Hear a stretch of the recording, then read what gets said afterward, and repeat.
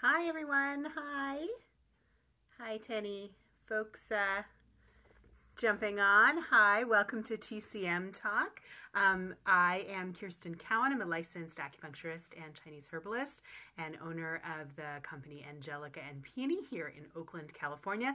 Normally I'm joined by my colleague Denise Chikuto, but she's away today, so I'm going to do some solo scoping for folks today.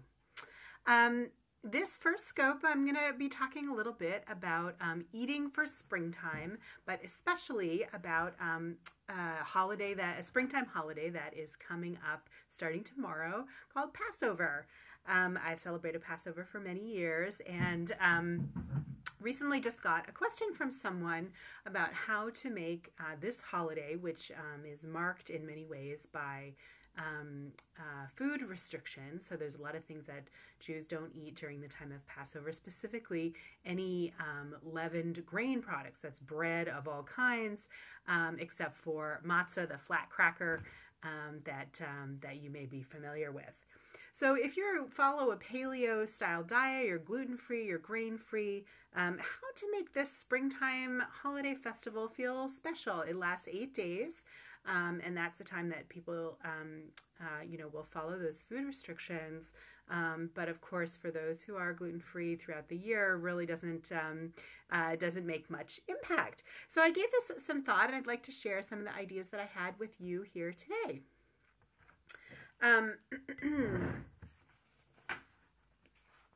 So one of the first things that came to my mind was if folks are not really changing what they eat, because the way that they eat year-round is pretty much the same as the religious injunctions that come into play during Passover, then why not change how you eat? And this is something that can be true really for any holiday. If you don't have birthday cake is not something that is able to be a health-sustaining choice for you, or other kinds of traditional foods for any holiday, make it special with the accoutrement of the meal.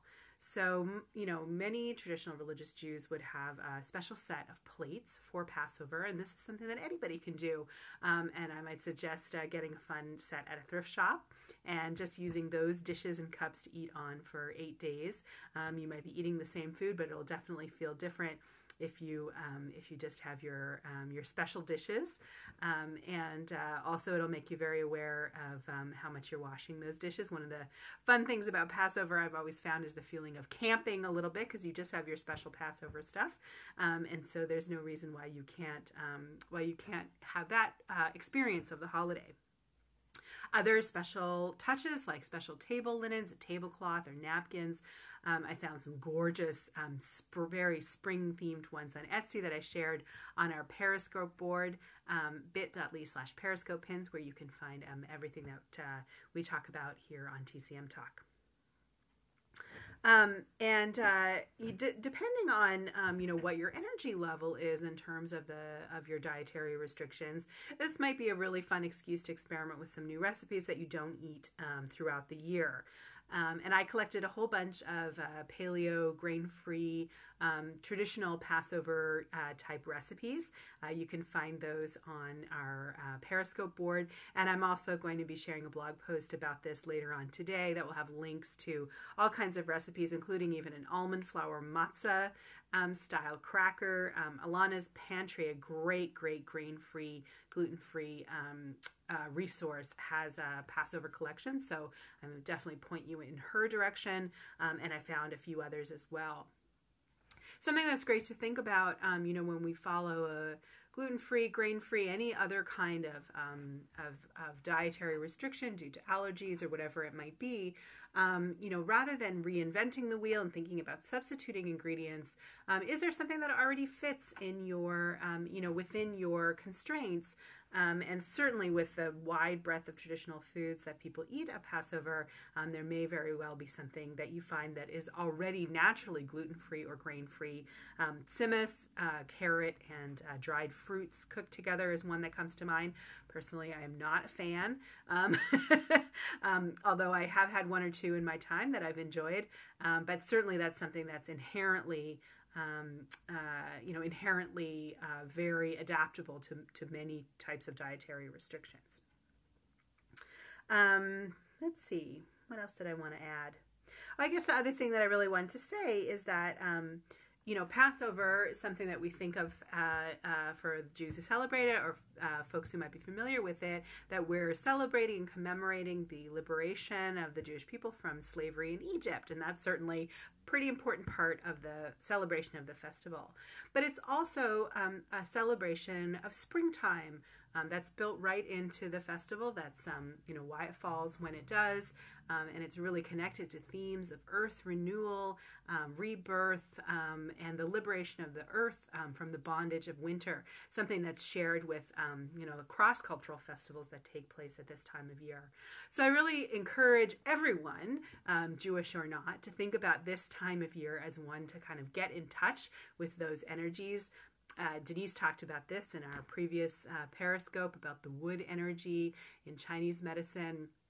Spring is the domain of the wood element, when we're all like fresh little saplings pushing our way up through the leaf litter, through the snow, through the cold ground.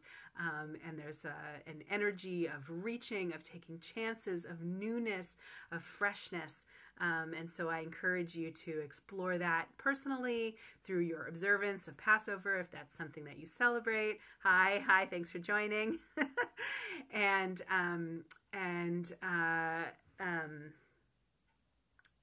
You can do that through foods, through having foods that are newly available in your part of the world at this time of year, especially things like bitter greens, fresh greens, really beneficial for the liver itself, not just the Chinese medicine conception of the liver system, but the liver organ and the gallbladder. Spring fruits like berries with their sweet tart flavor are also really beneficial to help wake up and energize the system after a winter of eating heavy, blander foods. Some other foods that we don't necessarily think of anymore as seasonal, but in fact they are seasonal, like eggs, like butter, and like lamb, are all things that would not have been available to our ancestors during the winter.